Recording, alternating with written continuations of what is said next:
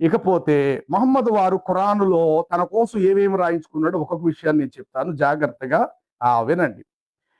ఖురాన్ 53:53, 53:54లో ఇలాగ వ్రాయించాను. ఏమని? నా అనుమతి లేనిది ఏ పురుషుడు గాని, నా బంధువులలో పురుషుడు గాని, నా శిష్యులలో పురుషుడే గాని, నా అనుమతి లేనిది నా ఇంటి లోపలకు గడప దాటి లోపలకు రాకూడదు. ఎందుకింత భయం ఈయనకి? వాళ్ళందరూ శిష్యులే కదా, ఎందుకు రాకూడదు? కానీ రాకూడదు. ఎందుకు రాకూడదంటే, నా ఇంట్లో ఇంతమంది ఆడవాళ్ళు ఉన్నారు కాబట్టి ఎవరైనా ఏ ఉద్దేశంతోనైనా వారిని చూస్తారేమో అన్న భావముతో ఆయన ఖురాన్లో చెప్పుకుంటున్న మాట. మళ్ళీ ఏంటి? అల్లా నాకు చెప్పాడు చెప్పి రాయించుకున్నాడు ఈ మాట.